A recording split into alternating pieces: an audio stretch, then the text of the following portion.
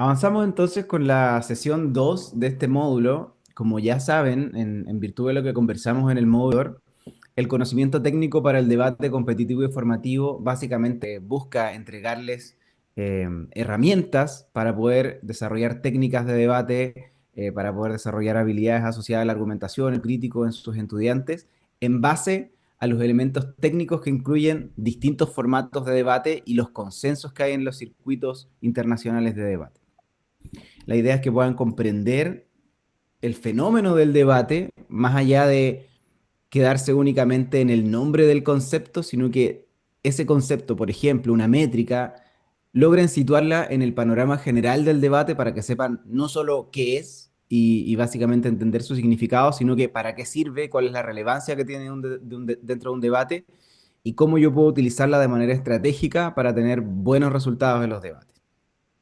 Vamos a retomar eso. La semana pasada quedamos pendientes con los tipos de emoción, que también lo vamos a retomar ahora, pero vamos a comenzar con algo un poco más general, desde la perspectiva global del debate, para entrar también un poquito en el ritmo de la sesión, que generalmente estas sesiones de estos módulos son un poquito intensas porque hay harta información. Entonces vamos a comenzar un poco suave, rompiendo un poco de mitos. Esto ya lo conversamos en la primera sesión, no vamos a profundizar tanto en este porque creo que ya estuvo en ese ejercicio que tuvieron en la primera semana en el foro, pero solo como un pequeño repaso por si hay alguna duda con respecto a esto. Evidentemente el debate no busca alcanzar la verdad del universo. No es el equipo que tiene razón el debate, sino que el equipo que justifica de mejor manera su posición. En ese sentido, a veces hay argumentos que son muy buenos para un debate, pero que son muy malos en otro debate, ¿sí? Porque de la manera en la que se construyó el encuadre del debate, métricas del debate, cómo se entendió el flujo de argumentos, refutaciones, reconstrucciones, ponderaciones, no fue un argumento persuasivo. Entonces, básicamente este es un juego, es un desafío intelectual para poder argumentar de la mejor manera, con los argumentos más persuasivos, la posición en el debate, ¿sí? Creo que eso es algo que ya en general lo tiene claro el grupo. Pero vamos con otros, que son tal vez un poquito más específicos y nos van a servir para lo que vamos a ver hoy día en la sesión 2. Los mejores casos son los que asumen su carga de la prueba de manera valiente. Con caso me refiero a su estrategia argumentativa, al conjunto de argumentos, a la línea argumentativa, a su estrategia en general, cómo abordan a través de determinada estrategia una posición en el debate. Entonces, los mejores casos son los que asumen su carga de la prueba de manera valiente. Y con valiente, esto se refiere a no ir por caminos alternativos necesariamente, a no buscar la trampa. Muchas veces pasaba mucho en la vieja escuela del debate y creo que todavía lo he visto, pero en grupos muy novatos, que buscan ganar debates con una interpretación un poco rebuscada de la emoción para ver si el factor sorpresa les ayuda a ganar el debate, para ver si tal vez no la primera, ni la segunda, ni la tercera, pero la quinta acepción de la definición que encontraron en la RAE les sirve para que sea inesperado lo que van a plantear. Y la verdad es que si bien eso en casos particulares podría servir, no lo descarto, pero en la mayoría no sirve, no es tan útil. Los mejores casos son los que asumen la carga de la prueba, más allá de lo que dice acá, que es de manera valiente, en realidad deberíamos interpretarlo como en el debate más probable, lo que cualquier persona promedio esperaría de ese debate. ¿Les ha pasado a ustedes que se han enfrentado a algún debate y otro equipo, o tal vez ustedes, han enfrentado el debate tal vez no desde la perspectiva más probable, sino que tal vez desde un camino alternativo? Les dejo la pregunta, pueden activar sus micrófonos o comentar por el chat. Antonio, cuéntanos Antonio tu experiencia. Sí, o sea, bueno, así como dices tú, yo también ¿cómo decirlo? Lo motivaba al comienzo. En algunos debates, cuando las palabras clave o que yo leía en su momento las palabras claves, decía, oye, esto podríamos darle una vuelta más rebuscada, exactamente lo mismo, o sea, como tratar de sorprender al otro con una definición y finalmente que el debate se transformara en un debate de definiciones. Ajá. Sí, después aprendiendo que la lógica es tratar de hacer el debate más razonable y que ese es el mejor debate, y además el debate más entretenido por lo demás, Totalmente. eh, me ha tocado alguna vez con un equipo, pero creo que en general, con un poco de práctica, con un par de talleres que tengan los equipos, en general no lo veo cada vez menos eso. Se ve cada vez menos, coincido. ¿Y a ti qué fue lo que te hizo como clic para darte cuenta que en realidad era mejor ir por el debate más probable o el más razonable? Toparme con equipos de muy buen nivel. Perfecto, perfecto. Eh, Porque me pasó en torneos de debate donde como que me tocaban, me acuerdo una vez que nos tocó un debate como que yo sentí que era imposible, con un equipo de muy buen nivel, o sea, como que nos tocó, como que yo sentí que el debate era, nos había tocado bueno, una cosa que siempre dicen los equipos novatos, que en el fondo es como me tocó la mala, me tocó la versión mala, o sea, como era más Ah, ok. fácil de gobierno que de oposición y me tocó oposición, por decir algo. Estaba No sé. muy cargada la emoción, Claro, está pensaba. muy cargada la emoción. Claro, Y después con haber, no sé, pues perdido ese tipo de debate, me sirvió para entender que, o sea, que primero, que el debate sí estaba balanceado, y segundo, que la estrategia que yo estaba tratando de promover con los chiquillos no era la más adecuada, y la otra manera era una manera mucho más sencilla, como ir directamente a lo que hay que hacer en el debate, que es debatir ideas, en el fondo, no... Eso fue como pegarme contra la pared, en el fondo, una y otra vez. claro. Sí, qué bueno que nos cuentas tu experiencia porque creo que puede representar a muchas personas que han pasado por lo mismo. Yo también lo vi, pero claro, en una época tal vez donde era más común, entonces no era tan fácil darse cuenta que estaba mal. Incluso habían algunos jueces que lo validaban. Estoy hablando de los primeros torneos COBA o cuando se hacían nacionales y ni siquiera eran parlamentarios británicos. Pero ahora que el debate ya se ha perfeccionado mucho más, que además los equipos chilenos tienen una experiencia también en competencias internacionales que hace que todo el perfeccionamiento de las técnicas del debate también se traigan a nuestro país. Hace que, claro, ahora hagamos mejores debates, debates no solamente en términos de la calidad mejores, sino que más entretenidos, como decías tú. Absolutamente de acuerdo en que es mucho más entretenido ver un debate donde se enfrentan ideas que tal vez podían haber sido previsibles, pero ver qué tan eficaces están, que un debate de definiciones donde finalmente vamos a estar debatiendo todo el prohibir se interpretaba de esa manera o se interpretaba tal vez de una manera más esperada por un votante informado. Así que totalmente de acuerdo. ¿Cómo? Muchas gracias, Antonio. Cuéntame algo más que... Sí, Perdón, sí, yo les digo a los cabros que es como tratar de ganar por secretaría, en el fondo. exacto. Como cuando Chile trató de clasificar al Mundial descalificando a Ecuador. Como que no se hace, po. Sí, totalmente de acuerdo. Es como, claro, tratar de ganar el debate por fuera del debate, como no con argumentos, sino que con Sí. una preparación un poquito rebuscada y con el factor sorpresa. Yo básicamente digo que los debates no se ganan por factor sorpresa, se ganan por argumentos más persuasivos. Mm. Entonces, totalmente de acuerdo. Bien, ¿alguien más que quiera contarnos su experiencia? Avanzamos. Me parece que queda súper claro en todo caso. Esto es algo que vamos a ver más adelante cuando estudiemos el votante informado promedio y qué es un debate más probable. Pero igual es importante que empiecen a tomar en consideración que al final el debate es un choque de ideas, una medición de qué tan persuasivos son los argumentos y en virtud de eso los debates más probables fortalecen la persuasión de los argumentos de ambas posiciones en el debate. Vamos con una más. En un debate se valora lo persuasivo, lo no persuasivo se omite y lo contradictorio se resta. Esto es súper importante que lo entiendan también con fenómenos a veces un poco particulares como las falacias. También es algo que en la medida que empiezan a aumentar el nivel de la competencia, de la calidad del debate, se empieza a dejar cada vez más atrás. He estado en varias competencias escolares donde se nos ha acusado como panel no haber considerado una falacia. El punto no es que el panel no considere las falacias o no considere un error argumentativo cualquiera o no considere que un equipo se equivocó en algo.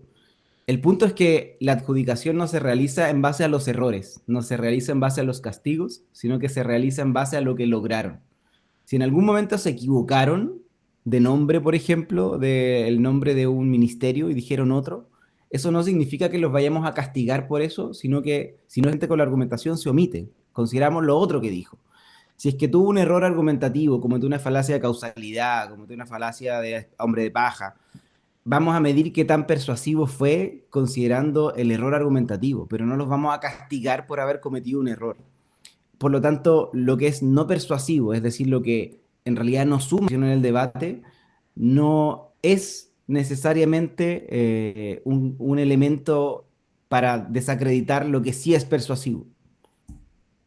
Avanzamos. Esto es lo que había quedado pendiente de la sesión anterior. Habíamos visto los tipos de emociones y habíamos quedado en toda la tipificación de emociones según el manual de SEMUDE 2025. Bien, voy a hacer una revisión nuevamente rápida de las políticas y las de actor que sí alcancé a explicar y las de análisis, bueno, no alcanzamos a verlas, así que las vamos a ver ahora.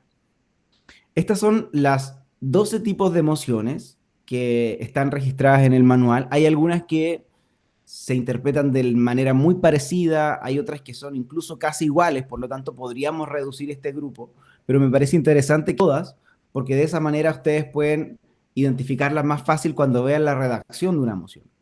Por ejemplo, una emoción de contrafáctico y una emoción de alimentación son bastante similares, pero vamos a lograr identificar que son de contrafáctico si es que me dicen que una utiliza la palabra lamentar y la otra utiliza, por ejemplo, el concepto prefiere un mundo donde, ¿sí? Vamos a explicarlo más adelante. Vamos con de política. Hay dos tipos de emociones de política. Esta casa haría algo o esta casa considera que se debería hacer algo. Estas mociones, ambas son consideradas de política, eso es una actualización al manual de SEMUDE, porque antes se consideraba la segunda como una moción de análisis, pero que tenía tintes de política, igual podía tener un modelo. Un modelo es un plan de acción. Las mociones de política llevan un plan de acción, es decir, los equipos no solamente tienen que demostrar por qué algo se debería hacer, sino que además deberían demostrar cómo lo van a hacer. Y eso es un modelo o un plan de acción.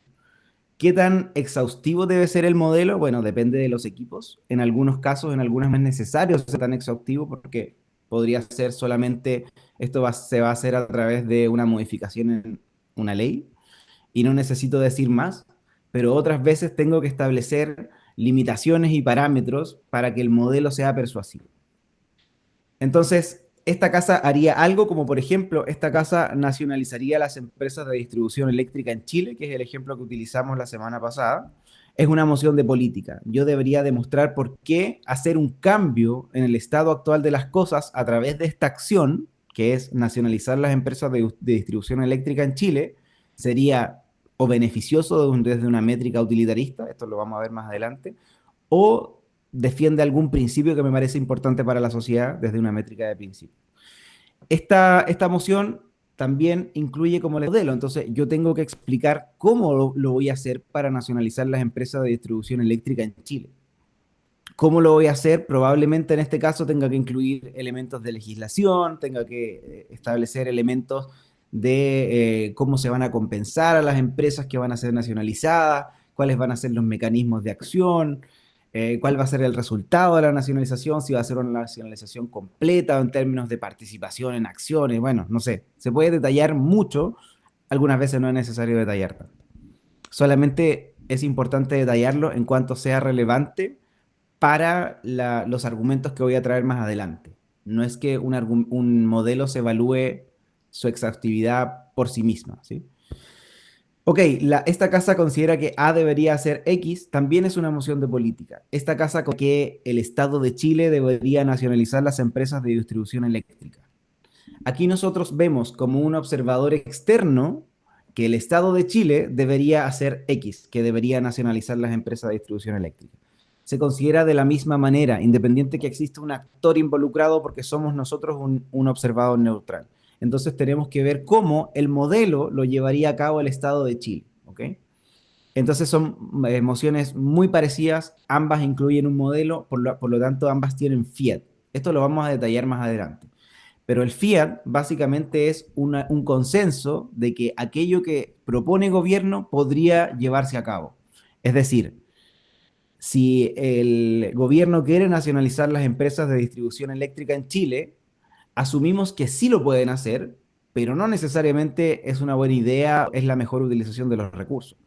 Por lo tanto, no es válido oponerse a la moción de política diciendo esto jamás se podría llevar a cabo porque no están los votos en el Congreso, por ejemplo. Eso sería invalidar la moción política porque estamos yendo en contra del Fiat y sería no dejarle espacio a gobierno para que pueda argumentar, porque estamos diciendo lisa y llanamente que no se puede. Eso es un consenso, porque en estricto rigor, en un debate no competitivo, nosotros sí podríamos decir que no se puede y sería válido. Pero en un debate competitivo, para que las mociones de política sean balanceadas, existe esta concesión que se realiza al equipo de gobierno de que sí se puede hacer, demuéstrame entonces que es bueno, demuéstrame que es conveniente. Bien, Antonio, te dejo la palabra. Sí, una pregunta ahí, Gonzalo. Ya, tú separas y dices, ¿no es cierto?, que no es una moción de actor, pero el Exacto. actor se menciona, ¿no es cierto? Entonces tú lo estás mirando desde afuera, tú no eres el actor, pero en el fondo hay un actor, ¿no es Sí. cierto? La moción no es de actor, pero hay un actor. Ese actor, desde tu perspectiva, tiene que ser caracterizado como si fuera una moción de actor, aunque no sé si se entiende la pregunta, pero no sé si me estoy dando mucha vuelta, pero como si si ese actor, ese A, Sí. dentro, no sé, pues, del primer discurso, debiera ser caracterizado lo Sí, sí. suficiente como en una moción de actor, aun cuando sepamos que no es una moción de actor. Entiendo perfectamente la pregunta. Porque aquí hay un actor relevante, como dice Antonio, que es el Estado de Chile, en este ejemplo que hemos dado. Una moción de actor, para que todos puedan entender la pregunta de Antonio, es una moción donde tú eres el actor, es decir, tú realizas la acción. Por ejemplo, acá sería, esta casa, siendo el Estado de Chile, haría X. Esta casa, siendo el Estado de Chile, nacionalizaría las empresas de distribución eléctrica en Chile. Si ven, son unas mociones muy parecidas, pero una es de política y la otra es de actor. ¿Cuál es la diferencia? En que la moción de política, tú eres un observador neutral, como les decía recién, y en la moción de actor, tú eres el actor. Entonces, respondiendo a la pregunta de Antonio, sí se deben caracterizar. Sí es muy conveniente caracterizarlo. Aquí no es que sea obligatorio, pero es muy conveniente porque va a ser relevante para la persuasión de mis argumentos. Entonces, yo caracterizo al Estado de como un grupo de instituciones de los distintos poderes del Estado que velan por el bienestar de la población, etcétera, ¿sí? Esa va a ser la caracterización más o menos que voy a plantear del Estado de Chile. La diferencia es que en la moción de política, yo como observador neutral puedo decir, ok, no sé si al Estado le interesa hacer esto, pero debería interesarle, porque esto es bueno para las métricas que yo estoy planteando. No es necesario que yo demuestre que al Estado del interés del Estado o que el Estado tiene afinidad por este tipo de políticas. Por ejemplo, yendo más al detalle de esta moción, si estuviéramos hablando de un país con un gobierno que esté en contra en general de las nacionalizaciones, ¿sí? Que esté en contra de que el Estado sea más grande. En ese sentido, yo podría decir, como moción de actor, a mí como gobierno, siendo más precisos, ¿sí? Bueno, no, dejémoslo como Estado en realidad, como Estado en general. Con un gobierno de derecha probablemente no me iba a interesar, o con un gobierno o con mayoría en el Congreso de derecha, que no me interesa que el Estado sea tan grande, no me interesaría. Por lo tanto, eso es una caracterización que va a ayudar a la persuasión de mis argumentos en la moción de actor. En una moción de política, en realidad no me importa tanto qué es lo que quiere el Estado, no me importa tanto si es que el gobierno tiene un tinte político u otro, o si el Congreso tiene mayoría de uno u otro, o el poder, etcétera, ¿sí? No me importa lo que quiere el Estado, me importa lo que debería, ¿sí? Como el deber ser de las cosas. Esa es la diferencia de una moción de política que incluye un actor y una moción de actor propiamente tal. ¿Se entiende la diferencia, Antonio? ¿Queda claro? Sí, sí, me quedó clarísimo. Súper, perfecto, Gracias. perfecto. De nada. Entonces, bueno, ahí están las mociones de política. Son una de las mociones probablemente más comunes que existen en los torneos de debate. ¿Sí? Si bien cada vez menos, porque ya hemos debatido tantas mociones de política que se están buscando en los torneos debatir más de otras mociones, pero siguen siendo muy comunes. Es algo que vamos a profundizar más, sobre todo cómo construir un modelo, cómo establecer un buen encuadre para una moción de política. Bien. Ya entonces hablé sobre las de actor, cómo el actor es más relevante que la moción de política porque son los intereses de del actor los que se ven en juego. Yo tengo que no solo, solamente argumentar que algo puede ser bueno para la población, sino que en realidad lo que debería demostrar es que es parte de los intereses del actor, porque el actor además de intereses colectivos, puede tener intereses personales. Entonces, por ejemplo, si yo estoy hablando de una persona, una figura política, no solamente esa persona quiere el bien de su país, sino que también quiere el bienestar personal, tiene pretensiones, tiene una capacidad de agencia, es decir, hay cosas que puede hacer y otras cosas que no puede hacer. Por lo tanto, las caracterizaciones de un actor en una moción de actor probablemente son el elemento más importante en cuanto al... Entonces, aquí el ejemplo que del daba recién sirve, esta casa siendo el Estado de Chile nacionalizaría las empresas de distribución eléctrica, o, por ejemplo, esta casa siendo un votante estadounidense afrodescendiente promedio de 30 años, no habría votado por Trump en 2020, una moción que saqué de un torneo que vimos un debate hace poquito. Entonces, siendo un votante estadounidense afrodescendiente promedio de 30 años, ese es el actor, bastante específico, bastante preciso. Hay que caracterizar cuáles serían los intereses de una persona promedio con esas características.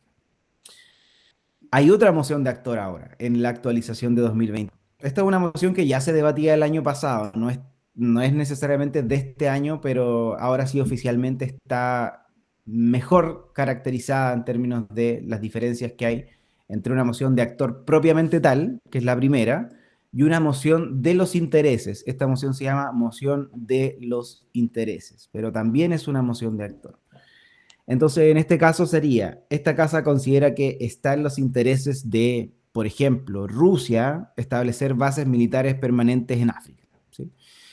¿Cuál es la diferencia con una moción de actor? Porque también podría ser el debate, esta casa siendo Rusia, instalaría bases militares en África. En este caso es, esta casa considera que está en los intereses de Rusia hacer esto. Bueno, la diferencia es en que la carga de la prueba de la caracterización del actor baja un poco. Se entiende que un debatiente promedio no tiene los conocimientos, incluso una persona en general promedio no tiene los conocimientos suficientes sobre cuáles son los intereses, cuáles son todas las motivaciones para poder caracterizar muy bien a un actor tan complejo como Rusia o cualquier país en realidad. Entonces, por eso la moción baja esa carga de la prueba y dice, considera que está en los intereses. Entonces yo intuyo como un observador neutral que los intereses de este actor son tales. Bien. Entonces por eso se hace esta diferenciación. Y esto viene de un concepto que se utiliza en inglés, que es los mejores intereses, the best interest.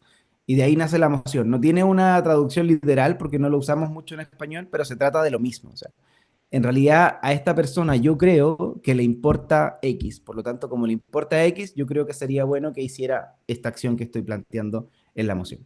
Bien, entiendo que al principio, cuando no hemos debatido este tipo de emociones, puede ser complejo ver las diferencias. Probablemente quede, pero no se preocupen que de a poco se va a hacer cada vez más fácil de visualizarlo, con más ejemplos y cuando vamos también en el módulo.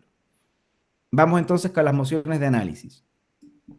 Aquí hay varias y algunas que son bastante simples de explicar, como por ejemplo la moción de juicio de valor, que en realidad lo que se debe hacer acá es evaluar la veracidad de una afirmación. Entonces, se dice algo, por ejemplo, Venezuela es un país democrático o Venezuela es una dictadura, y yo tengo que evaluar si es que efectivamente esa afirmación es real. Eso es un juicio de valor. Por lo tanto, la moción sería, esta casa considera que Venezuela es una dictadura, o en Venezuela hay una dictadura. ¿Sí? Y esto es un poco recoger las mociones que se utilizaban antes de esta tipificación, que usábamos tres en realidad, que era la moción de política, de hecho y de valor. Y podríamos decir que en esta moción de juicio de valor se combinan las mociones antiguas de valor y las mociones antiguas de hecho. ¿Por qué las de hecho también? Porque en realidad este ejemplo que yo les acabo de dar, esta casa considera que en Venezuela hay una dictadura, antes se consideraba una moción de hecho, que hay que constatar, hacer una constatación de la realidad en base a criterios objetivos. Pero en realidad en un debate es muy difícil hacer una constatación de la realidad con criterios objetivos, siempre hay subjetividades, ¿sí? Por lo tanto, en realidad hay juicios de valor dentro de esta constatación, ¿sí? Porque yo puedo ir a la Constitución, ir a la bibliografía internacional y decir cuáles son las características de una dictadura, pero igual debo realizar juicios de valor al respecto. Entonces, es una moción básicamente donde yo tengo que dar razones por las cuales esta afirmación es verdad. Otro ejemplo, esta casa considera que existe una obligación moral de votar en las elecciones. Existe una obligación moral de votar en las elecciones. Entonces yo voy a decir que esto es verdad, si es que soy gobierno, si hay una obligación moral para votar. Voy a decir que no, que es falsa, si es que soy oposición, no existe una obligación moral. Bien. Voy a ir un poquito más rápido porque son hartas mociones. Preferencia X, no sé por qué se mueve esto, perdón. Preferencia X sobre Y.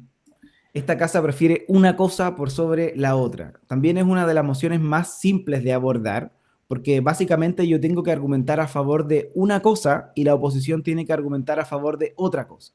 Por ejemplo, esta casa prefiere los completos por sobre las hamburguesas.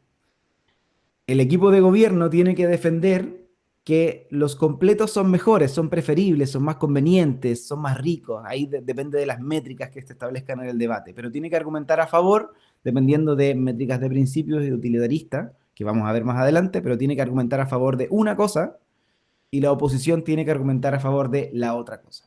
La única pequeña complejidad o en realidad particularidad que tiene esta moción es que nuevamente por consenso, gobierno tiene que defender X y oposición tiene que defender Y, ¿sí? Tiene que defender la segunda cosa. Esto es porque en estricto rigor, oposición podría tener la posibilidad de decir, yo me opongo porque no prefiero ninguna por sobre la otra. Las dos son igual de malas o las dos son igual de buenas. Eso, si bien podría ser válido en estricto rigor, en un debate competitivo no lo es, porque por consenso, una moción de preferencia de X versus Y asume el equipo de oposición la carga de la prueba de defender Y, de defender el segundo elemento. Bien. Otros ejemplos de estas mociones. Esta casa prefiere una renta básica universal por sobre subsidios focalizados, ¿sí? Darle dinero a todas las personas por sobre focalizar en un grupo de la población. ¿Sí? Prefiero uno, gobierno, oposición prefiere la otra. Preferencia de contrafáctico. Si bien se redactan parecido porque ambas tienen la palabra prefiere, esta casa prefiere, son súper distintas. Porque aquí yo voy a decir que prefiero algo nomás. No hay un contraste con un segundo elemento. Perdón que se mueva tanto, no, la verdad no sé. Estoy apretando un botón sin querer. Ok. Esta casa prefiere X. Esta casa prefiere un Chile bajo un gobierno de extrema izquierda. O esta casa prefiere Chile con un gobierno de extrema derecha. Yo prefiero algo. O esta casa prefiere un mundo. También están las preferencias de mundo. Son muy importantes las preferencias de mundo. Ambas son ejemplos de una moción de preferencia con contrafáctico. ¿Cuál es el contrafáctico? El contrafáctico es una realidad distinta al estuvo que cambia solamente en aquello que yo estoy mencionando en la moción. Esta casa prefiere un Chile en un gobierno de extrema izquierda. Ese es el contrafáctico. Entonces yo tengo que decir que sería mejor Chile con un gobierno de extrema izquierda o de extrema derecha versus el status quo, versus lo que tenemos actualmente. Esta casa prefiere un mundo donde los seres humanos puedan volar. Esto es un ejemplo que utilizábamos para explicar las informaciones previas en la sesión anterior. Esta casa prefiere un mundo donde los seres humanos puedan volar. Es un contrafáctico. Es un mundo igual al que vivimos actualmente. No tiene muchas diferencias, excepto que los humanos pueden volar. Eso es un contrafáctico. Entonces el debate va a ser, yo defiendo el contrafáctico como gobierno porque lo prefiero un mundo donde los seres humanos puedan volar, y la oposición prefiere el status quo. Entonces ahí nos damos cuenta que se parece un poco a la de preferencia de X sobre Y, pero un equipo defiende el contrafáctico y el otro equipo defiende el estado actual de las cosas, el mundo real, el que vivimos. ¿Ok? Cualquier duda que me dicen, ahí acabo de ver un mensaje de Marisol. Se debe salir de la clase por los datos móviles. No te preocupes, Marisol, esto va a quedar grabado. No sé si estás escuchando esta respuesta, pero vamos a subir la grabación a la plataforma. La moción de preferencia de contrafáctico se parece mucho a la moción de lamentación en términos de la carga de la prueba, que deben hacer los equipos. Pero sí se diferencian en la redacción y que a veces hay dobles negaciones. Ojo con las dobles negaciones. Una moción de lamentación es, esta casa lamenta algo. Por ejemplo, esta casa lamenta las redes sociales. En ese caso, el equipo de gobierno tiene que defender también un contrafacto, porque las mociones de lamentación se entiende que algo se lamenta porque me gustaría que no existiera en el mundo. Creo que el mundo sería mejor si es que esto no existiera. Entonces, la casa lamenta las redes sociales, gobierno va a defender un mundo en el cual no existen las redes sociales. Y oposición va a defender el status quo, donde sí existen las redes sociales, tal y como existen en el mundo actual. No una versión distinta de las redes sociales a las cuales tenemos en el status quo, porque la oposición defiende el status quo. Por lo tanto, se parece mucho a esta casa prefiere un mundo donde no existan las redes sociales. Una moción. Esta casa prefiere un mundo donde no existan las redes sociales. Se interpreta en términos de la carga de la prueba de manera casi idéntica a esta casa lamenta la existencia de las redes sociales o esta casa lamenta las redes sociales. Otros ejemplos de mociones de lamentación. Esta casa lamenta la aprobación del Brexit en el referéndum de 2016. Bueno, esto venía de un torneo europeo. Entonces, las de lamentación también incluyen el concepto contrafáctico. El concepto de contrafáctico también lo vamos a ver más adelante porque es una herramienta argumentativa. No solamente existe en las mociones de contrafáctico, que son estas dos, sino que también utilizar en otras mociones. Pero en estas dos, en la de preferencia contrafáctico y lamenta-fáctico, son el elemento más importante para entender cuál es la comparativa de cargas de la prueba en el debate. Vamos con estas dos, que estas son las más nuevas que aparecieron el año pasado en un torneo europeo. Resultaron muy bien y ya desde este año aparecen en el manual del Mundial de Debate en Español, que son la moción de predicción y la moción de esperar. Tiene otros nombres, ya les voy a explicar mejor. Una moción de predicción es donde el equipo tiene que ver que algo va a suceder. El equipo cree que algo va a suceder, por eso lo está prediciendo. Por ejemplo, esta casa predice que Estados Unidos va a radicalizar su postura frente a la inmigración ilegal. En este, yo como equipo de gobierno tengo que argumentar si es que existen elementos que me permitan como extrapolar al futuro, si es que existen precondiciones, cuáles son las características actuales para creer que en el futuro se va a agudizar o se va a radicalizar esta posición. No tengo que decir que es bueno, y esto es lo más importante de la moción de predicción. Yo no me comprometo a argumentar que esto traería beneficios, no me importa en el debate. Solamente me importa decir que esto es más probable que ocurra, a que no ocurra. ¿Ok?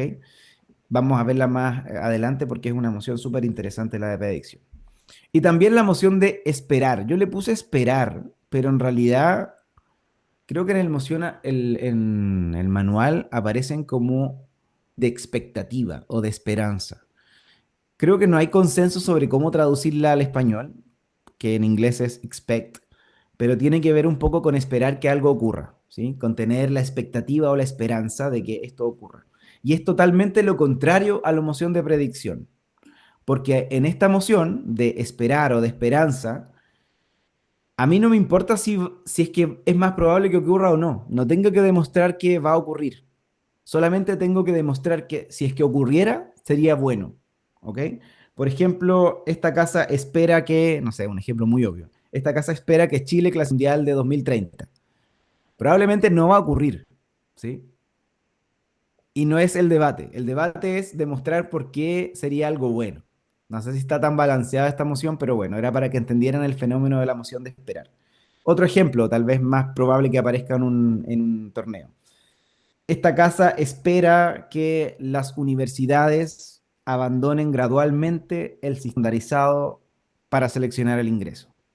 No sé si va a pasar, no me importa en el debate, pero sí espero, porque creo que sería bueno que las universidades dejen de usar este sistema estandarizado a través de la PAE, se llama, no sé cómo se llama ahora, pero el sistema de ingreso estandarizado y pase a otro sistema, ¿sí? Porque creo que sería bueno. Entonces la carga de la prueba está solamente en demostrar que algo de futuro traería beneficios. Vamos con las últimas dos. Moción de apoya o se opone. Esta es una moción que ya existía de antes en el manual. Ahora tiene algunas precisiones. ¿Cuáles son las precisiones? Creo que es una de las mociones más simples de abordar, parecido a la de preferencia XY, porque básicamente hay que argumentar a favor de algo, gobierno argumentar a favor de X, y oposición tiene que argumentar a no X, es decir, de la no existencia o que esto no existe, no ocurra, no se lleve a cabo, ¿sí? Por ejemplo, esta casa apoya la propuesta de Boric en cuanto al cierre de la cárcel de Punta Peuco. Gobierno la apoya porque considera que sería bueno, va a argumentar a favor de que sí ocurra, y oposición va a argumentar en contra de que ocurra, es decir, no quiere que se realice, se lleve a cabo la propuesta del cierre de la cárcel de Punta Peuco. Por lo tanto, se parece un poquito a las mociones de preferencia XY, con la única salvedad que sería X versus no X. ¿Okay? Y vamos con las mociones alternativas. Son también una nueva tipificación de emociones porque a veces la redacción se escapa de lo que establece el manual. Y está bien porque igual es bueno tener variedad. A veces hay mociones que dicen esta casa celebra algo, esta casa rechaza, esta casa está a favor, esta casa le gustaría que... Muchos tipos de emociones, pero cualquier tipo de emoción que tenga esta forma, como celebra, apoya, bueno, no apoya no, porque está acá, pero celebra, le gustaría, le encantaría, va a trabajar profundamente para que esto ocurra, se deben, según manual, interpretar como mociones de apoyo o rechazo. ¿Okay? Por lo tanto, todas estas mociones extra que tengan conceptos que no están incluidos en la tipificación oficial se consideran como mociones de apoya o se opone. Por lo tanto, esta casa celebra el cierre de la cárcel de Punta Peuco, es lo mismo que esta casa apoya el cierre de la cárcel de Punta Peuco. Oposición tiene también que argumentar no X en este caso. ¿Alguna duda hasta el momento? Sé que es mucha información, pero es importante que conozcan el panorama de las mociones que luego vamos a ir trabajando ya con elementos más específicos del debate. ¿Dudas? Perfecto, qué bueno que no hayan dudas. Vamos con una actividad entonces con respecto a esta emoción. Perdón, a los tipos de emoción. No sé si esto se va a ver bien. Ya, ok.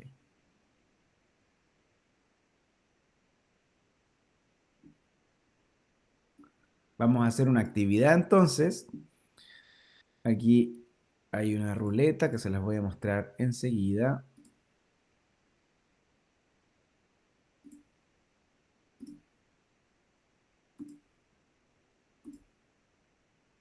Aquí está. Entonces va a salir un tipo de emoción y ustedes tienen que decir, perdón, va a salir una emoción y ustedes tienen que decir qué tipo de emoción es, ¿ok? ¿Quién va a comenzar? O los voy mencionando yo. A ver, ¿hay algún voluntario o voluntaria que levanta la mano primero? Ya, bueno, yo los voy a sacar entonces a la pizarra. Vamos con Alan. Nos apareciste ahí Hola, primero en la estoy por lista. acá, estoy por acá. ¿Cómo estás, Alan? Bien, me acabo de quedar solo en el trabajo. Perfecto, pero estaba recién cuando hice la explicación de los tipos de emociones. Sí, sí, Súper. pero claro, no pude como a todos ponerle el mismo grado de atención, pero veamos qué pasa. No hay problema, si esto es un juego. Si te equivocas, te ayudamos. ¿Bien? Ya va la ruleta y la emoción, tú la lees, por favor, y nos dices cuál es el tipo de emoción que crees que es. Vamos, ahora, Ya. ya.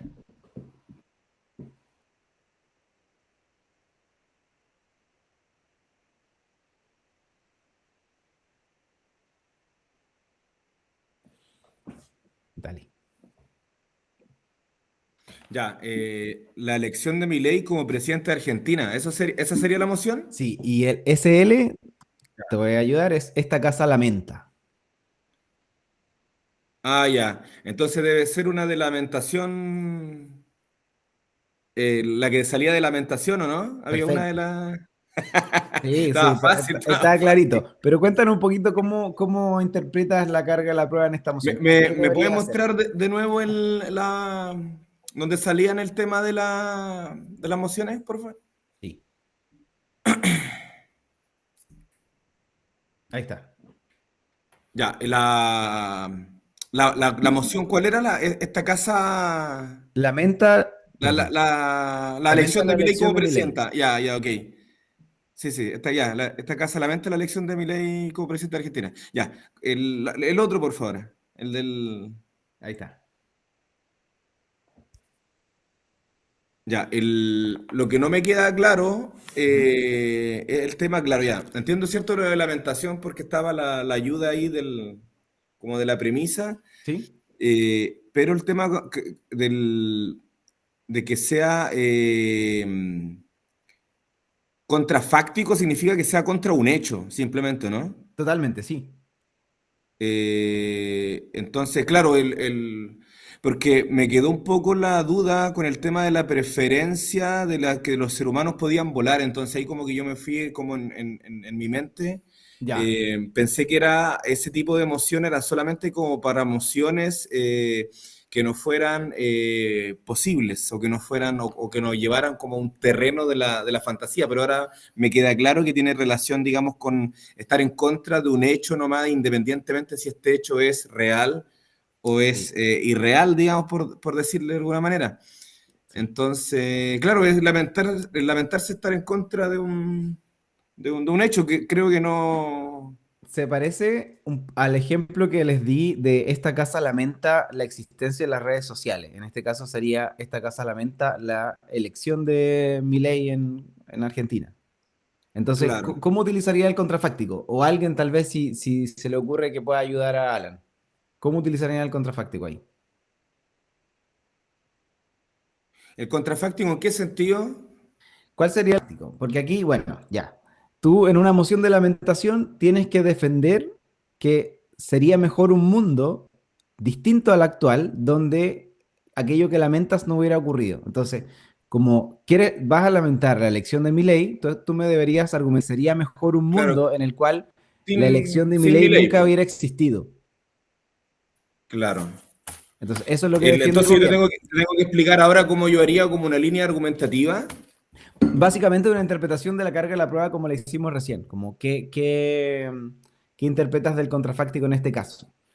La oposición debería defender el status quo, entonces, ¿cuál ves tú que serían los principales choques entre un mundo en el cual Milei nunca fue el elegido presidente y un mundo actual en el que ya es el actual presidente? Claro, quizá, o sea, si yo estuviera, claro, en la casa a favor, digamos, la premisa, llevar un poco la argumentación en torno a los presidentes quizá anteriores que han habido de Argentina. Ajá, Quizás que ya. tampoco lo han hecho muy bien, pero eh, como en ese sentido, porque ya como ver antes que estuviera el hecho que fuera Milei presidente, quizás por ahí, o Sí. porque no sé si tenga, o sea, porque claro, Milei representa a todo también un sector político, entonces no sé también si aplica el hecho de ver, o más que un sector político, ciertas como caricaturas de presidentes que hay, ¿cierto? En torno a ese sector político de hablar de que las cosas que no han hecho bien, quizás, no sé. Sí, yo creo que vas bien encaminado, vas bien. Lo que ha pasado antes de la elección de Milei es súper relevante, es súper relevante. Pero la clave, aparte de eso, es que tú en un lado del debate vas a tener a Milei, que es en el estado actual de las cosas, que es la oposición. Tú no tienes una Argentina sin Milei solamente, sino que tienes una Argentina con otro presidente. Entonces, básicamente la comparativa sería el estado que es Argentina con Milei versus otra posibilidad que probablemente lo más razonable sea pensar en quién perdió la elección en ese caso y cómo, en virtud de lo que pasó antes, sería mejor, ¿sí? Para las métricas del debate, que podría ser el bienestar de la población en Argentina o la realidad política sudamericana, ¿sí? Pero sí, es relevante, pero creo entender que la clave es la comparación entre el mundo actual versus cómo sería este contrafáctico sin Milei. Cómo yo describo una Argentina sin Milei es la clave para ganar este debate. Pero bien, muchas gracias, Alan. Oye, no te escuché casi nada, se me cortó mucho. Así No te preocupes. que eso, pero creo que entendí como lo principal, pero igual se me cortó bastante el tema del audio. Sí, no te preocupes, no te preocupes. Cualquier persona que tenga problema de audio después va a poder acceder a la grabación, así que no hay problema. Vamos con otro. ¿Quién va ahora? Ahora sí, persona voluntaria.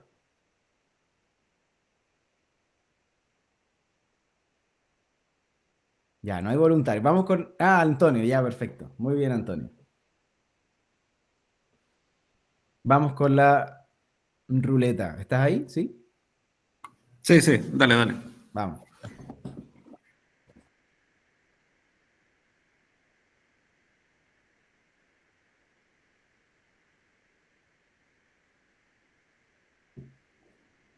Dale. Ya, bueno, es una moción de esperar, ¿no es cierto? Eh, ya, si entendí bien, en el fondo acá lo que yo debería probar es que sería deseable que Bolivia recuperara el acceso soberano al mar, más allá de si eso es factible o no es factible, si estamos discutiendo si Chile debería o Perú debería, eso es irrelevante para el debate, lo que es relevante es que a Bolivia le haría bien tener acceso al mar, que le permitiría tener mercado con otros países, le permitiría tener puertos, le traería beneficios de soberanía, de que su gente pudiera ir a la playa tranquilamente sin tener que pedir permiso a nuestros países y se sentirían más felices de ser bolivianos con salida al mar. Perfecto, sí, súper bien. La clave está en que identificaste que básicamente la carga de la prueba no incluye demostrar que es factible. Probablemente los países no quieran, probablemente Chile no quiera, probablemente Perú no quiera y bueno, en realidad muy probablemente no va a ocurrir, pero sería bueno. Y tú planteas que sería bueno a través de una métrica que dice que serían los beneficiados, las personas de Bolivia, ¿cierto? Y una serie de beneficios al respecto. No necesariamente tiene que ser esa la métrica, pueden ser otras. Puede ser que sería bueno para los países vecinos Ah, también. claro, sí. Pero cualquiera que te parezca más persuasivo, pero la clave está en lo que identificaste al inicio, que está súper bien, súper bien. Excelente. Muchas gracias, Antonio. Vamos con Vivian. Si hay alguna persona voluntaria, levanta la mano, pero si no, yo los voy a nombrar para que vamos más rápido. Vivian, ¿estás ahí? Sí, Perfecto. Vamos con la ruleta.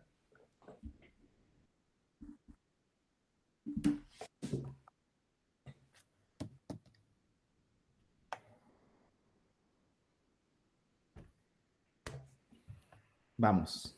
sería una moción de predicción, de análisis. Perfecto, sí, de análisis de predicción, muy bien. ¿Cómo la Eh, abordarías? mm, ahí es que esos son temas que no son tan fáciles para mí, pero me imagino que tendría que evaluar como los antecedentes que van a indicar que Argentina va a tomar el camino de cambiar su economía a dólar. ¿Y por qué lo haría? Quizás. Sí, claro, totalmente. No tiene, la clave aquí está es que no tienes que demostrar que sería bueno, solamente que consideras que es Ah, algo ya, muy sí, sí, probable que ocurra. Sí. sí. Y para eso, claro, hay que hacer una evaluación de cuáles son las precondiciones, cómo está la economía ahora, por qué sería probable. Bien. Pero la clave está en que yo no tengo que demostrar por qué esto sería bueno. ¿Sí? Súper bien. Moción de predicción. Excelente, Vivian. Vamos entonces rápidamente con Carla. Va Ya, la ruleta. démosle.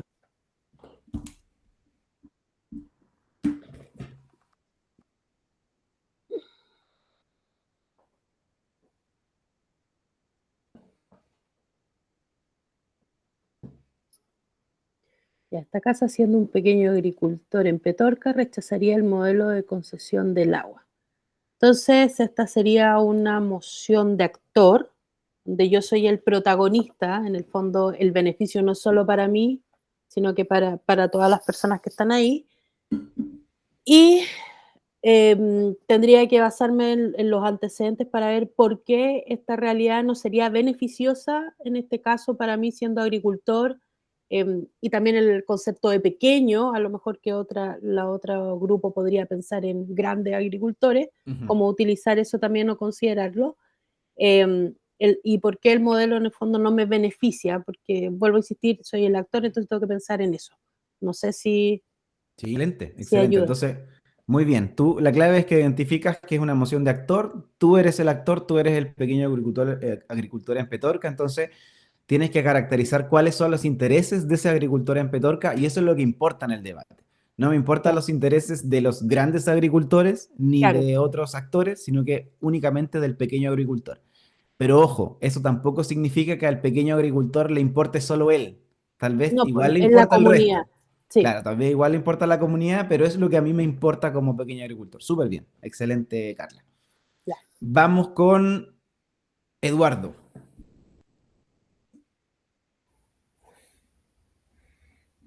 Ya, Vamos, perdón, me avisa si está listo. Vamos. vamos.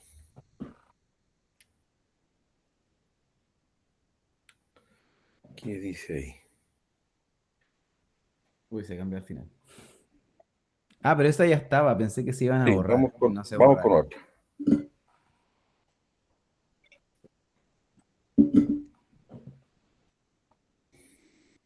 También estaba.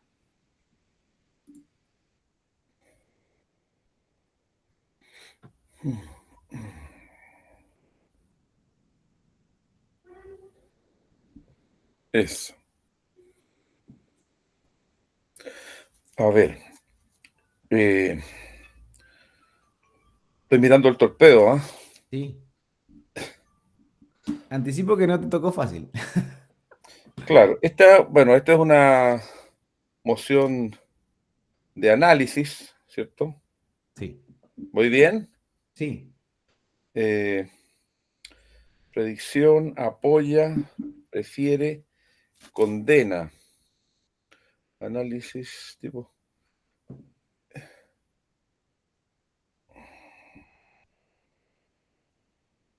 Condena.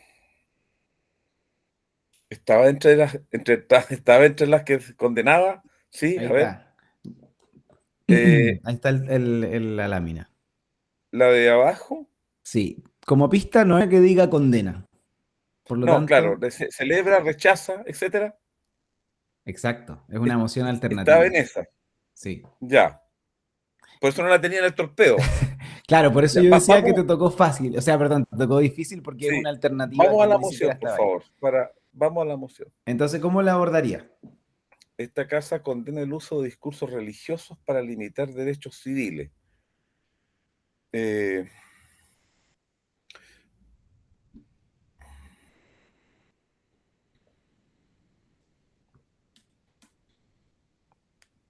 está complicada, ¿eh?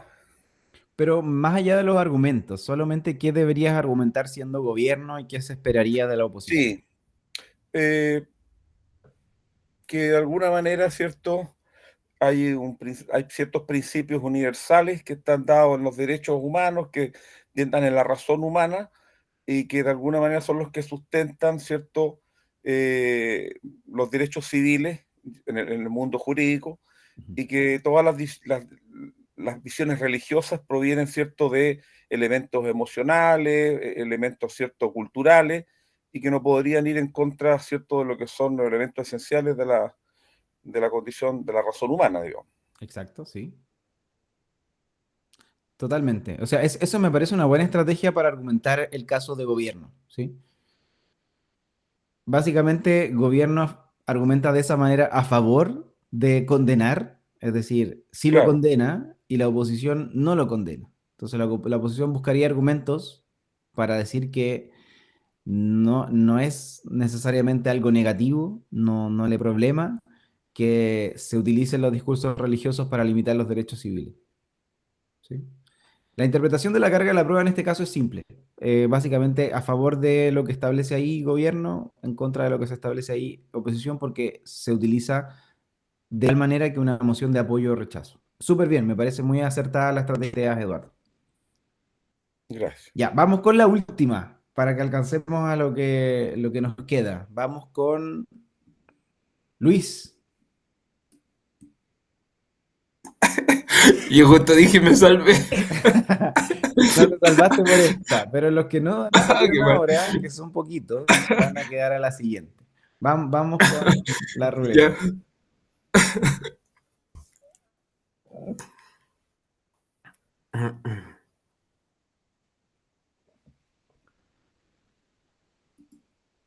De nuevo. La idea era que se fueran eliminando, pero algo pasó en la configuración. Ya. Esta casa se opone al voto obligatorio. Mm,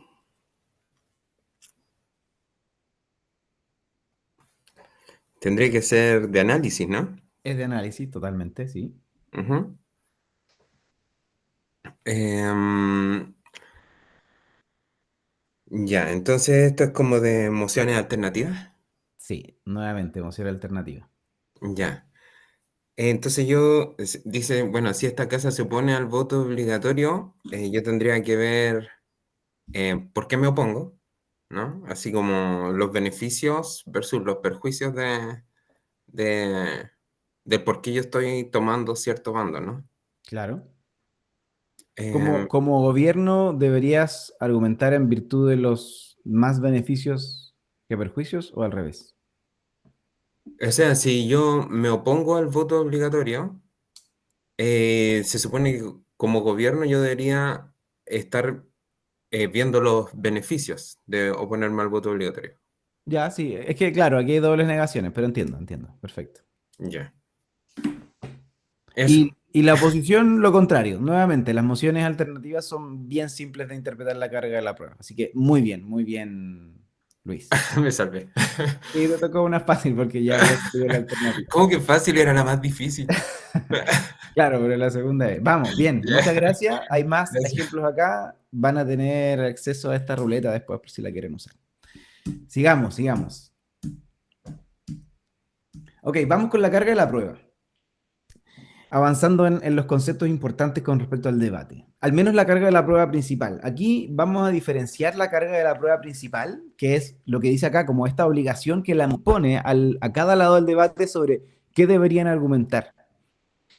También están las cargas de las pruebas secundarias, que son las que los mismos equipos se comprometen cuando establecen una premisa de un argumento. Es decir, yo hago un argumento y me comprometo a probar ese argumento. Pero esas son otras cargas de la prueba que todavía no vamos a ver. Las cargas de las pruebas principales son la que la moción invita o obliga en realidad a que los equipos asuman. Esta carga de la prueba deriva directamente del enunciado de la tesis, del tipo de moción como veíamos recién. Esta carga de la prueba es apoyada por gobierno, rechazada por oposición, bueno, ya lo sabemos. Y si entendemos que la carga de la prueba es básicamente lo que la moción establece que se debe hacer en el debate, podríamos también ver cómo ir todos los fenómenos dialécticos del debate desde principio a fin. Si es que la tesis me invita o me obliga a asumir una carga de la... ¿Qué es lo que yo primero debo hacer en un debate? Interpretar y encuadrar la moción, es decir, interpretar y encuadrar la carga de la prueba. Esto significa que yo, a partir de lo que la tesis dice, del tipo de tesis, de cómo entiendo los conceptos y los significados de las palabras que incorpora, yo interpreto qué es lo que debería hacer. ¿Okay? Hay una interpretación de la carga de la prueba. Pero también puedo encuadrarla razonablemente, es decir, establecer parámetros razonables sobre mi ámbito de acción, que es algo que vamos a trabajar hoy día. Entonces voy a establecer algunas condicionantes a la carga de la prueba. Y eso, mientras sea razonable, es perfectamente aceptable. Luego de eso, tengo que satisfacer mi carga de la prueba ya encuadrada a través de argumentos, probar que finalmente estoy cumpliendo con mi carga de la prueba en el debate. Luego de eso, debería desacreditar la carga de la prueba de la oposición, decir que la oposición no está cumpliendo con su carga de la prueba, y finalmente demostrar que, demostrar que satisficimos mejor la carga de la prueba. Me costó decir esa conjugación, pero me aseguré de que estuviera correcta, así que muy bien. Demostrar que la satisficimos mejor. Entonces, acá el primer cuadrito es el encuadre del debate. Lo primero que en un debate los equipos deben hacer es encuadrar. Luego de encuadrar el debate, tiene estos dos cuadritos, que es el posicionamiento de casos, donde hay argumentos por parte de mi equipo, argumentos por parte de la oposición, refutaciones mutuas, contraargumentos, reconstrucciones, todo este flujo de cómo se van presentando o construyendo ideas y luego destruyendo ideas y viendo qué quedó, es el posicionamiento de los casos en el debate. Y el último cuadrito es el metadebate, el debate sobre el debate o las ponderaciones, las comparativas, los puntos de choque, la evaluación de qué ocurrió en el debate para finalmente dar motivos, dar razones por las cuales mi equipo logró satisfacer de mejor manera la carga de la prueba o logró hacer un mejor trabajo, presentar los argumentos más persuasivos en el debate. Entonces, logramos ver las tres distintas etapas en el debate, que son el encuadre, el posicionamiento de casos y el metadebate, en virtud de la carga de la prueba, que es finalmente el eje rector de todo lo que debería ocurrir en el debate. Entonces vamos a comenzar con el encuadre y la definición del debate. Aquí en el manual de SEMUDE, si ustedes lo revisan con detalle, se van a dar cuenta que hay un poco de confusión en cuanto a los conceptos. Creo que todavía no está lo suficientemente bien unificado. Entonces, en virtud de eso, junto con otras personas que también tienen mucha experiencia en debate, hemos tratado de reinterpretar esto y para poder finalmente enseñarlo de la mejor manera posible. Entonces, aquí la idea es que podamos aclarar algunas dudas que puedan surgir con respecto al manual. ¿Qué es el encuadre? Es un ejercicio principalmente descriptivo, donde yo voy a describir cosas que yo entiendo de lo que dice la moción para luego asumir mi carga de la prueba. Pero también tiene elementos argumentativos. Pero básicamente tiene como objetivo interpretar la carga de la prueba y conducirla a través de parámetros razonables. Yo voy a establecer restricciones, limitaciones, voy a establecer alcances mientras sean razonables, que van a definir el curso del debate. Y además se utiliza para situar el debate en un enfoque que potencie la persuasión de mis argumentos. Por eso digo que tiene una parte argumentativa. Si bien principalmente yo voy a describir cosas, cómo entiendo que son los significados de las palabras de la tesis, yo también puedo establecer estas limitaciones, estos parámetros, para llevar el debate hacia un terreno que haga que mis argumentos sean más persuasivos.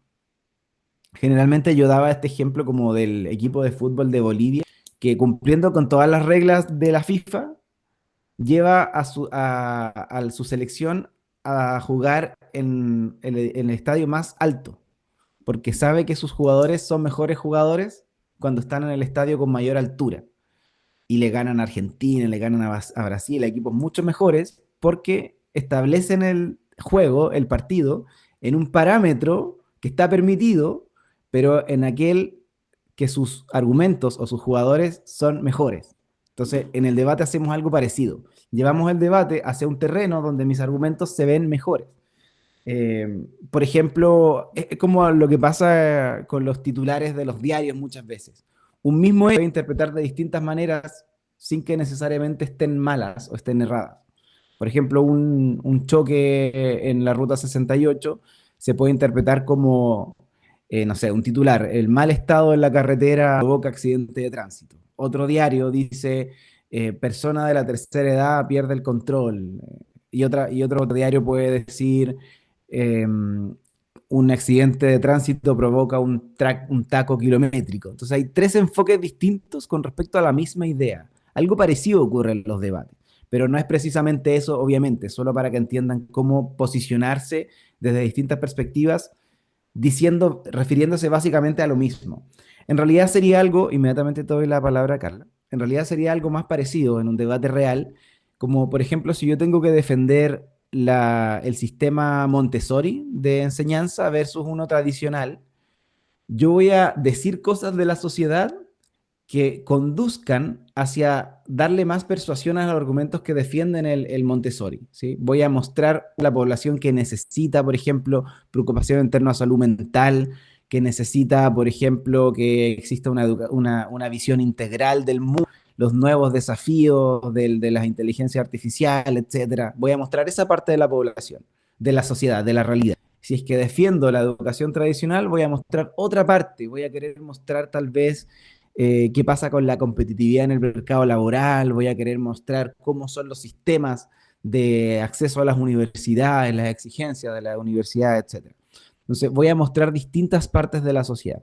Obviamente eso va a entrar en choque en el debate. Y muy probablemente las caracterizaciones y los parámetros, siempre y cuando sean razonables, pueden ser cuestionados. Y también es algo que vamos a ver más adelante. Cuéntame.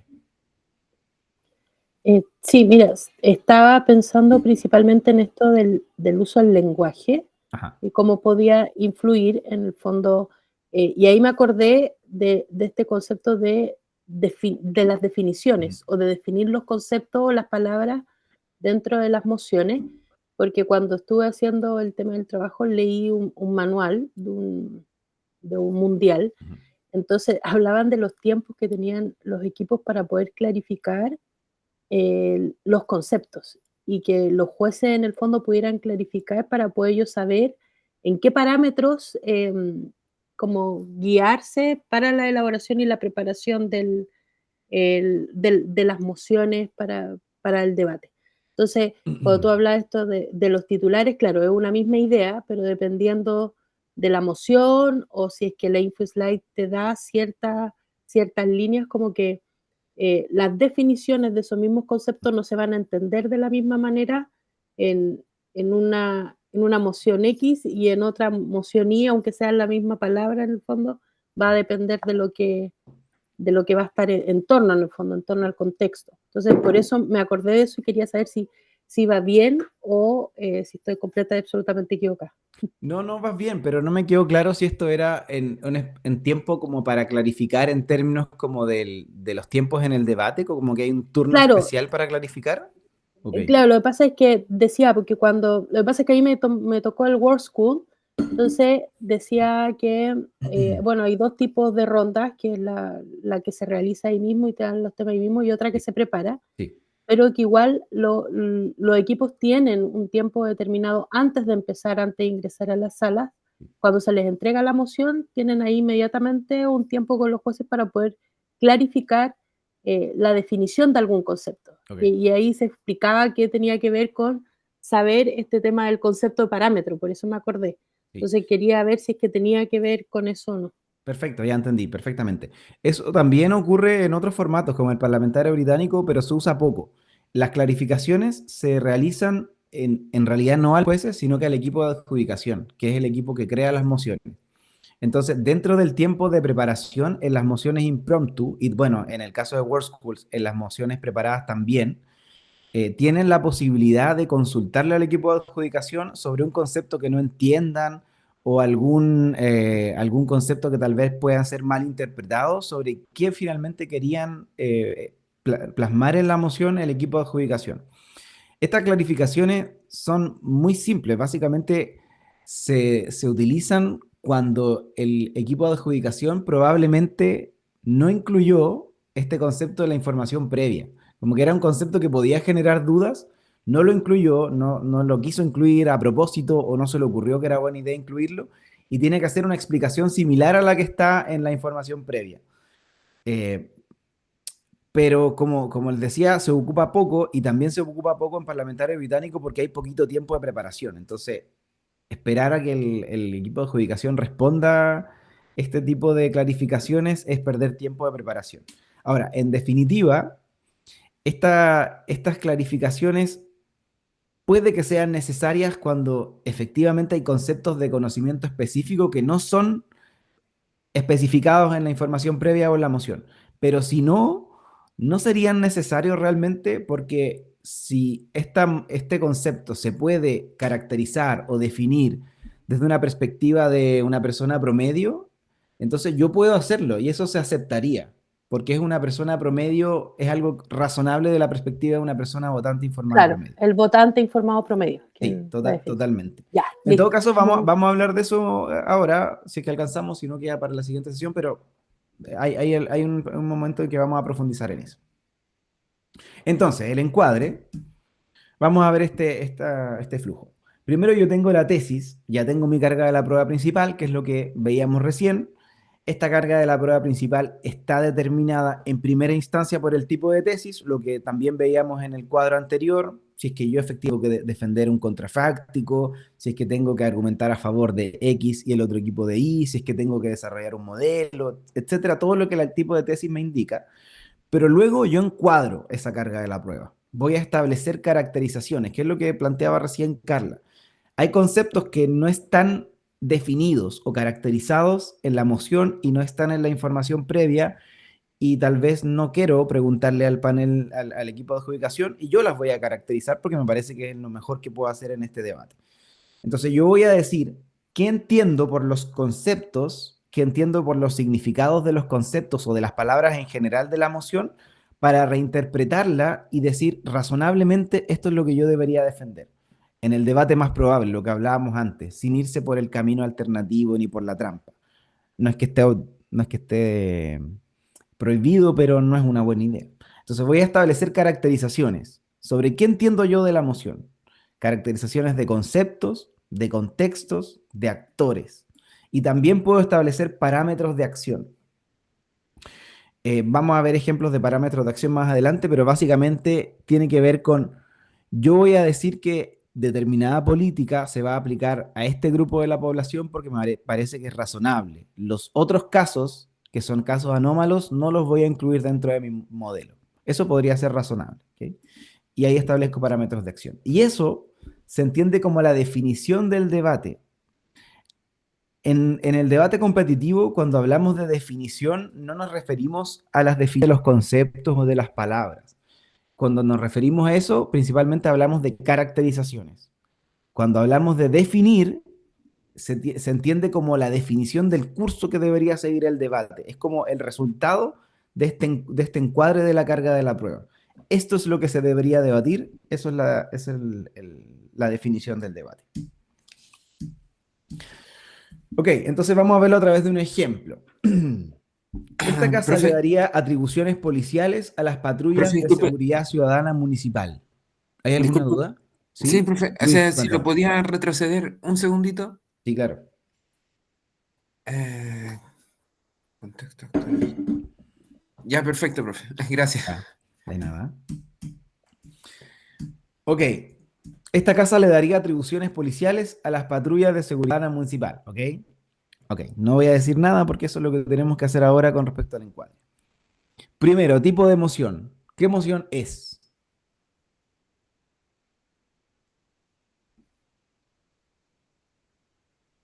¿Qué tipo de emoción es? A ver. Escríbalo en el chat o activen su micrófono.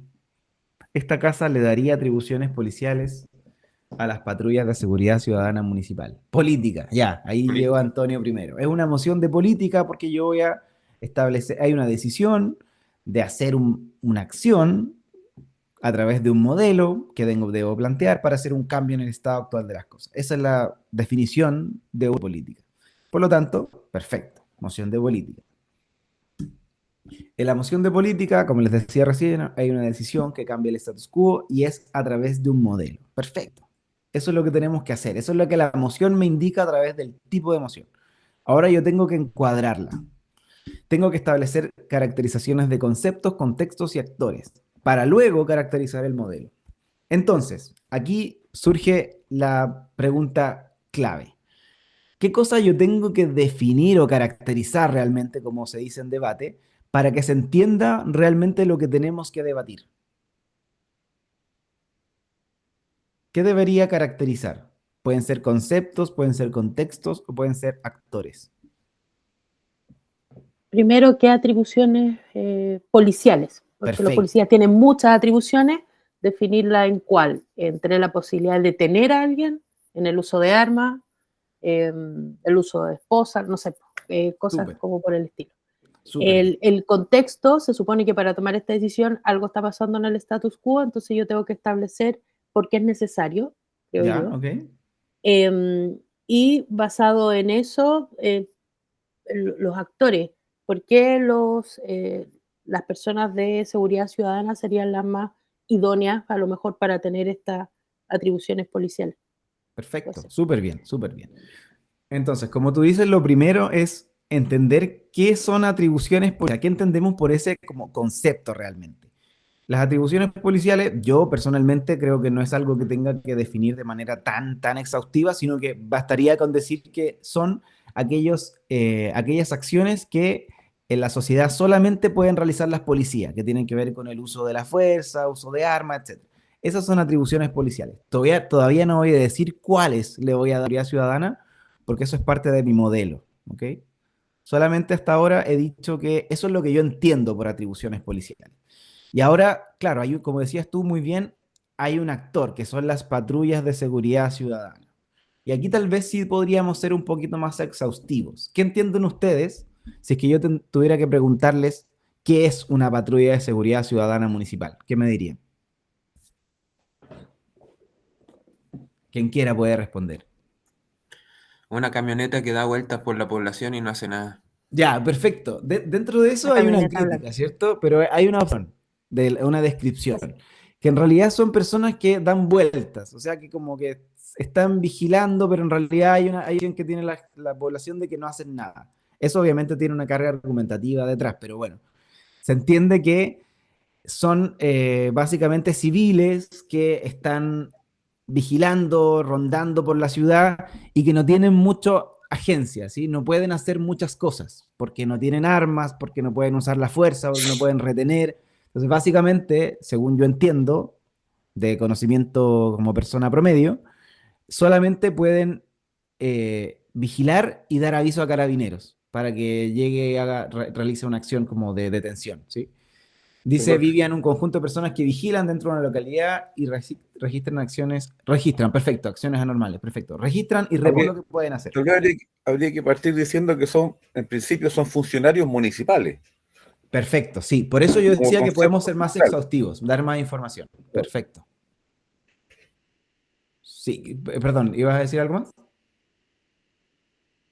No solo eso, que podríamos partir como elemento de definición, ¿cierto? Como funcionarios municipales y ahí especificar ciertas características o atribuciones que tienen. Totalmente. Funcionarios municipales, son civiles, podríamos decir que tienen una formación acotada, creo que se les pide un curso, no me acuerdo cómo se llama, pero el que se les pide a los guardias, algo así, ¿ok? Entonces podemos caracterizar todos esos elementos.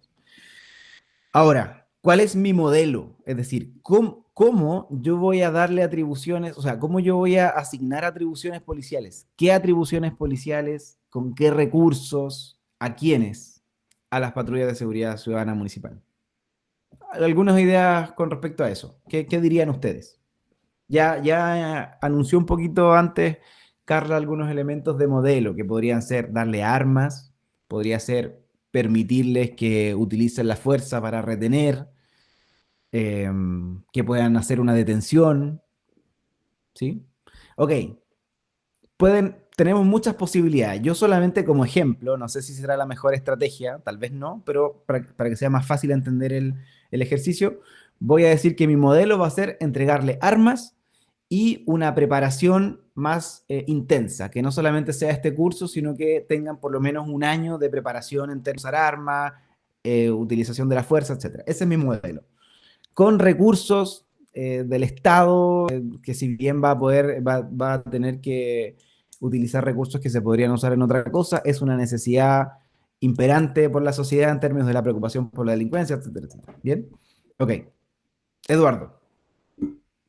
No, lo que pensaba también es, cabría en esta caracterización de modelo eh, referirse a un cambio también de la normativa, de la ley, que los incorpore. Sí, perfectamente. Podría yo dentro del modelo decir que debería haber una modificación, le otorgue más atribuciones en términos de su ámbito de acción. Sí, totalmente. Ya. Qué tan exhaustivo tiene que ser el modelo depende básicamente de cómo vayan a usar ustedes eso después en sus argumentos. Si ustedes tienen un argumento que apunte hacia lo que dice la ley, perfecto, muy bien. Si no, yo creo un poquito perder tiempo, pero me parece muy probable que esto sí sería útil para la argumentación. Entonces, bueno, establezco mi modelo, cómo lo voy a hacer, y luego el resultado de ese encuadre, es decir, cómo pasé la carga de la prueba por estos filtros, va a ser mi definición del debate. ¿Qué es lo que se debería debatir?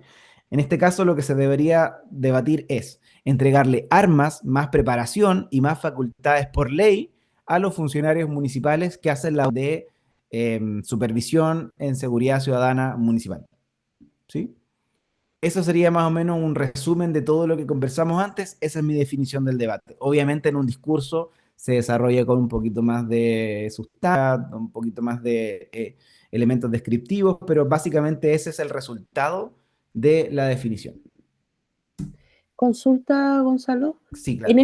En este modelo también podría ir esto, es que ya ni me acuerdo cómo se llama, pero lo vimos, que esto es que yo me anticipo a lo que podría decirme la otra parte en torno a mi modelo y ¿Ya? tener guardado algo, porque por ejemplo, yo podría predecir que la parte contraria, la oposición, me diría que estas personas no están capacitadas y que tú le hagas un año de preparación, van a tener igual dificultades tener establecido, ¿no es cierto?, este tema de test psicológico, test de droga, no sé, me lo estoy imaginando pensando en, debería ir ahí en la caracterización del modelo, el tener contemplada esto de adelantarse a lo que la otra parte te podría decir, o va en otro lugar de mi planificación o de mi encuadre.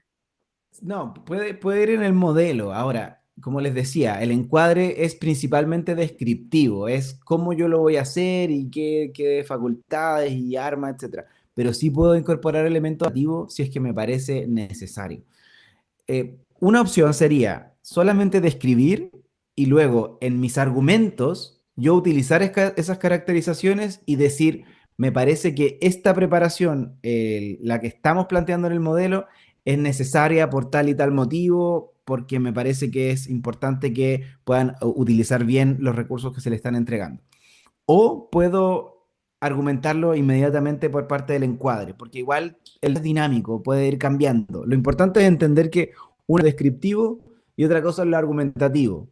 En el encuadre a veces se mezclan un poquito esos elementos, pero hay que entender que el objetivo principal del encuadre es describir, ¿ya? Y lo argumentativo tal vez puede quedar para después, o si es que creo que es importante mencionarlo ahora, lo puedo mencionar ahora, ¿sí? Bien, estamos en la hora. Solamente voy a enunciar este otro ejemplo. Esta casa prefiere ver películas en la casa por sobre verlas en el cine.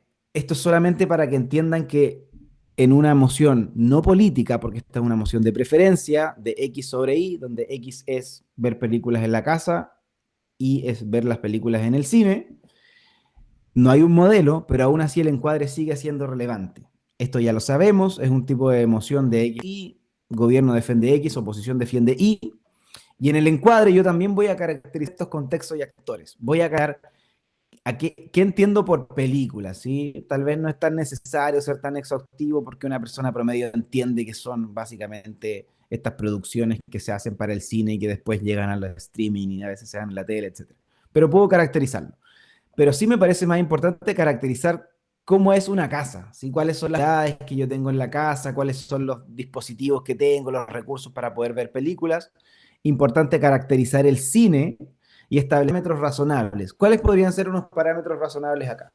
Uno, decir que por cine me refiero a un cine público, porque también hay cines privados. Tal vez la contraparte podría salir por un camino alternativo y decir, ok, pero yo en realidad cine en mi casa. Entonces prefiero verla en mi cine. Bueno, ya, obviamente, razonablemente nos referimos, el debate sea justo y comparativo a cines públicos, ¿ok? Entonces caracterizo eso. Pero también podría establecer otro parámetro razonable que tiene que ver con el debate.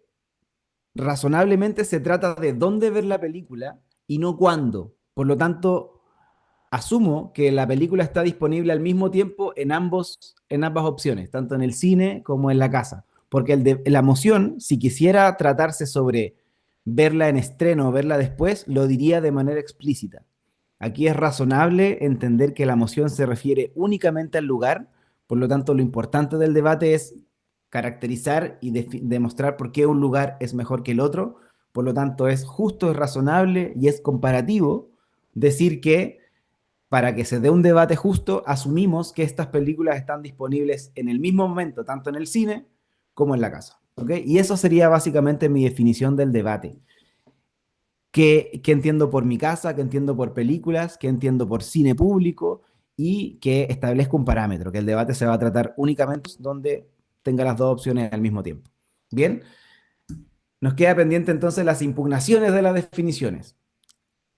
Una definición ardilla y cuándo una definición es considerada tautológica, cuándo no respeta el nivel de generalidad. Esto lo vamos a explicar con más detalle en la siguiente sesión, pero de todas maneras yo voy a subir el material completo de lo que nos faltó ver en esta sesión, porque nos han quedado cosas pendientes de antes, para que lo puedan revisar y ya para la siguiente sesión, que va a ser en varias semanas más, podamos ir solucionando dudas, porque igual está el material, está el manual también subido en la plataforma, así que pueden avanzar un poco antes de la sesión. Bien.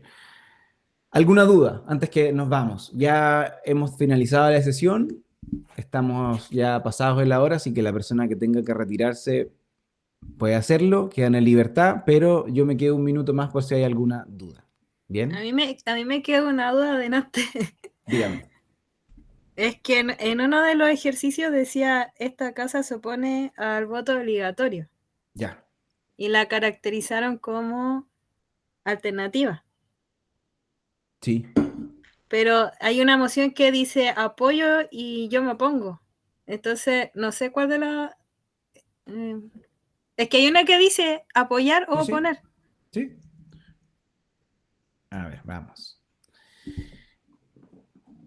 La moción es apoya, se opone, ¿sí? Sí, Y el ejemplo decía se opone directamente. sí, decía, esta casa se opone al voto obligatorio. Ok, entonces fue un error de todos. Si dice se opone, es moción de apoyo o de oposición.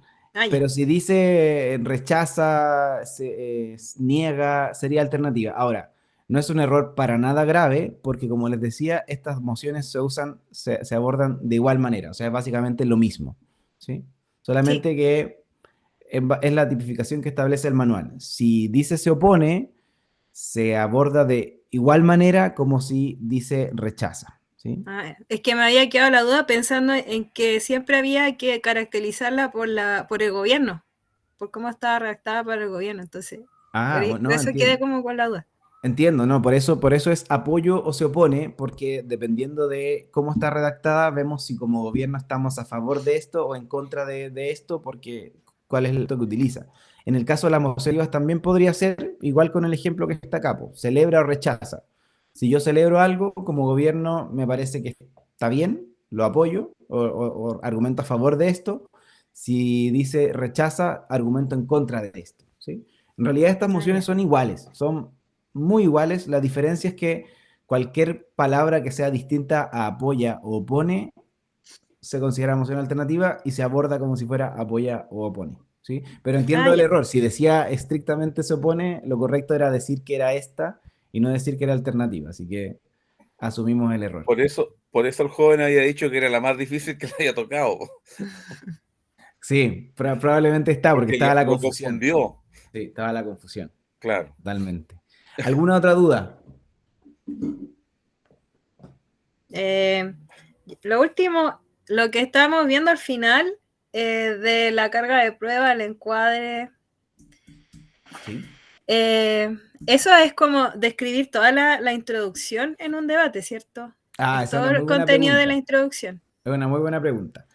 Si bien no es obligatorio, y obviamente hay distintos formatos, ¿cierto? En algunos formatos hablamos de la introducción, en otros hablamos de primer ministro, en otros hablamos de primera persona oradora, pero el encuadre siempre es recomendable que salga lo antes posible. Así que si el primer discurso es de introducción, ok, ahí va mi encuadre. Si el primer discurso de primer ministro, ahí va mi encuadre. Porque incluso por reglamento se establece, por ejemplo, que la explicación del modelo de manera explícita sí o sí lo tiene que hacer la primera persona que habla en gobierno. Si no lo hace la primera persona, ya pierde un poco de validez, pierde persuasión. Y los otros elementos de encuadre, si bien no están declarados en el manual que sí o sí tiene la primera persona, igual es muy recomendable que salga lo antes posible porque básicamente va a definir el curso del debate. Tú no puedes definir el curso del debate cuando otras personas ya hablaron. Entonces, sí, la respuesta es sí, va al principio, en la introducción, primer ministro, primera persona, cualquiera sea el discurso que va en primer lugar. Ya, Sí, gracias. de nada. ¿Alguna otra duda? Yo tengo una duda, pero tiene que ver con el cronograma. Ah, sí, claro. Lo que pasa es que aparece un encuentro presencial el julio, sí, Ah, ok. sábado parece.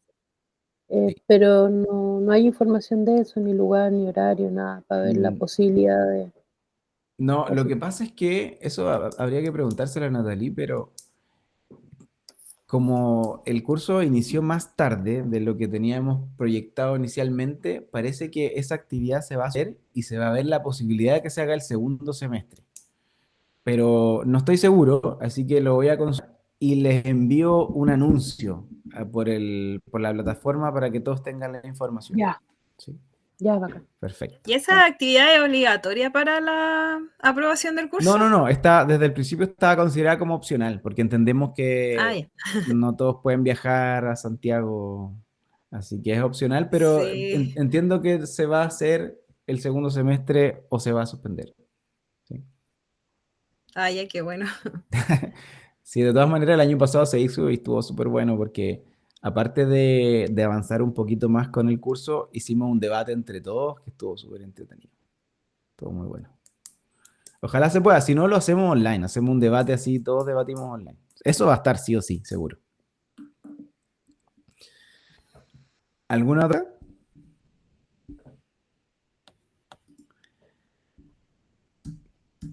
Bueno, ahora tienen 2 semanas más para hacer la segunda parte de la actividad. Esto va a quedar muy interesante porque va a ser finalmente como un dossier de formatos de debate que no existe, al menos en español.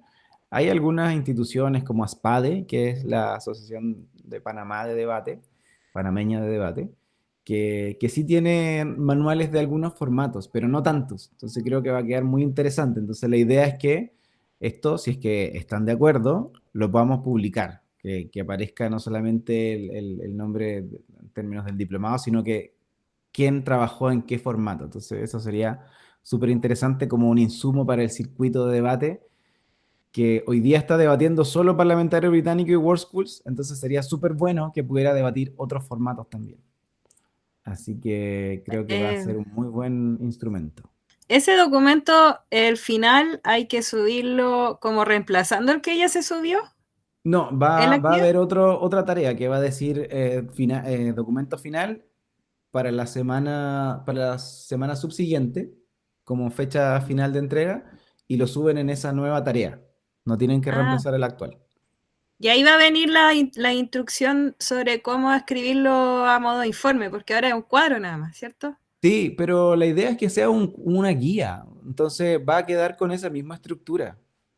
Si bien opcionalmente ustedes pueden agregar un texto de introducción o pueden agregar otros elementos, la idea es que sea un cuadro guía y que establezca este FODA, este análisis FODA, que básicamente es demostrar por qué esto es un buen instrumento para practicar el debate. La idea es que no sea más extenso que eso, ¿sí? Pero también libertad de ustedes para poder estructurarlo como les parezca conveniente. Ay, perdón por tantas preguntas, que yo soy súper cuadrada, Sí, entonces no hay problema. Esta es la instancia para resolverlo.